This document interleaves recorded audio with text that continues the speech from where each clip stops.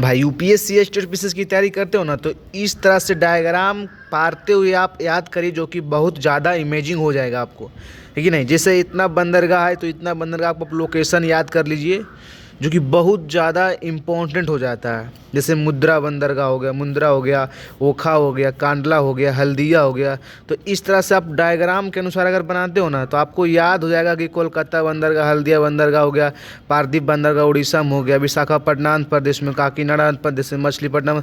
तो इस तरह से अगर याद करते हो ना लोकेटेड बाई, तो हमेशा आपको इमेजिंग माइंड में सेट हो जाता है। उसके बाद देखिए यहाँ पर थोड़ा इम्पोर्टेंट जो इतना भी फैक्ट होता है ना, जैसे वहाँ पर आप इस तरह से लिख लीजिए, क्योंकि एक ही तरह के आप कंटेंट आपको यहाँ पर मिल जाएगा। जैसे भारत में कुल 213 बंदरगाह है न, 13 कुल बड़े बंदरगाह। तो इस तरह से आपको बंदरगाह के बारे में आपको डिटेल कर देना है, क्योंकि प्रीलिम्स में ना बहुत ज़्यादा आपको डिटेल पूछ लिया जाता है। तो प्रीलिम्स के लिए इम्पोर्टेंट हो जाता है। जैसे यहाँ पर मुंबई बंदरगाह, चेन्नई, तो छोटा छोटा आपको इसमें इम्पोर्टेंट से लिख देना है ना, जो कि बहुत इम्पोर्टेंट रहता है। फिर देखिए यहाँ पर मसाला के लिए कौन सा बंदरगाह फेमस है ना, सुंदर, मतलब कोच्चि की रानी से, अरब सागर की रानी से कहा जाता है।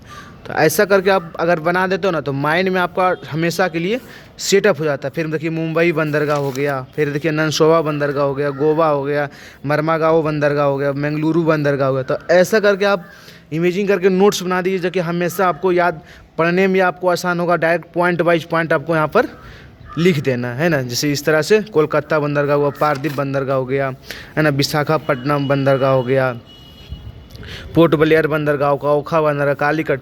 तो इस तरह से अगर आप नोट्स बनाते हो ना, तो हमेशा आपको माइंड में आपको या क्या होगा, सेटअप हो जाएगा, है ना। तो इस तरह से आप भी याद करिए, जो कि लोकेटेड के अनुसार है।